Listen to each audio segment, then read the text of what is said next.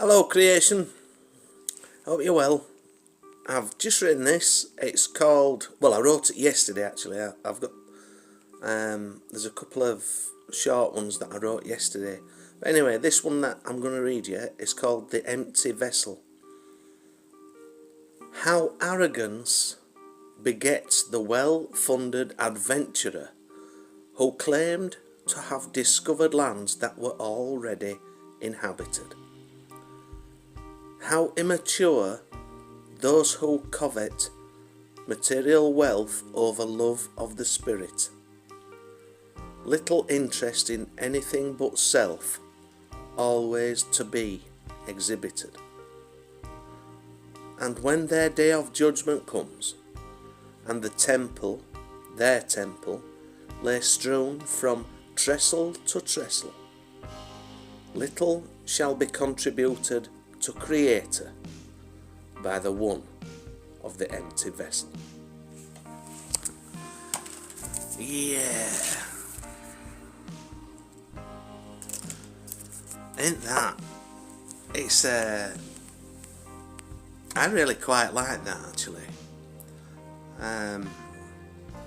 As it suggests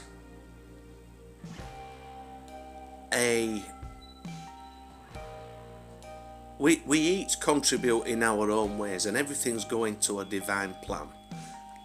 My belief, total belief, total faith, total trust that everything and everybody's exactly where they're meant to be at any given time, doing whatever they're meant to be doing according to a higher plan, you know. So that's my belief.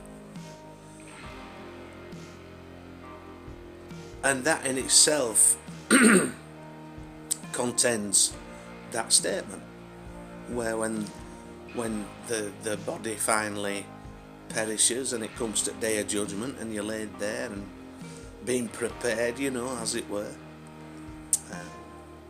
embalmed or whatever. If you're going to be embalmed or not. Depends where you are, I suppose. I don't think it don't go on. Oh, it'll still go on. Oh, yeah.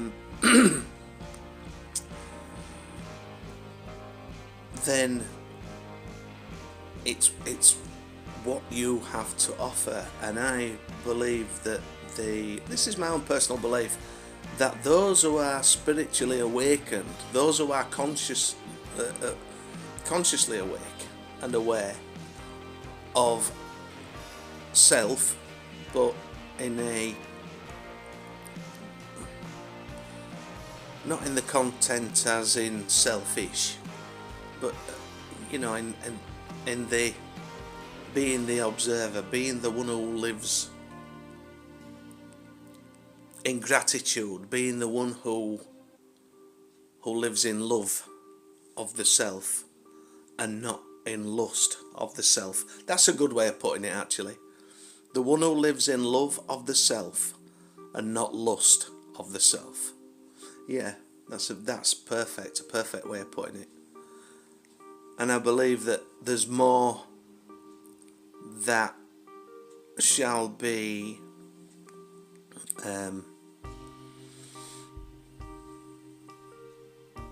learned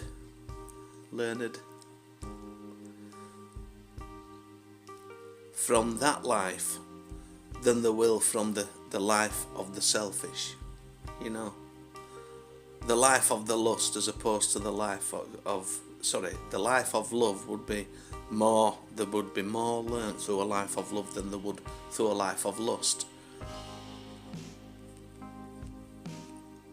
Life of lust is very much just the physical.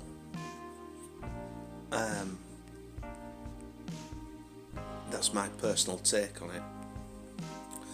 It's very much about the orgasm, isn't it? Or the lusting for blood, the lusting for, you know, there's many different aspects of that, isn't there? There's many different branches that go off of that particular limb of the tree, as it were, tree of life. You know, lusting for vengeance, lusting for blood, lusting for sex, lusting for more money. Yeah, it's one of the 7 deadly sins, isn't it? But my point here is that I believe that we have more to offer all of creation if we are living in love and not living in lust. And that's it, really.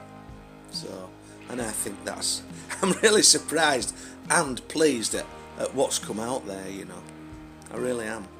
Because there's more beneath the skin and the flesh, and there's far much more to existence and life than the orgasm, although it can be very nice.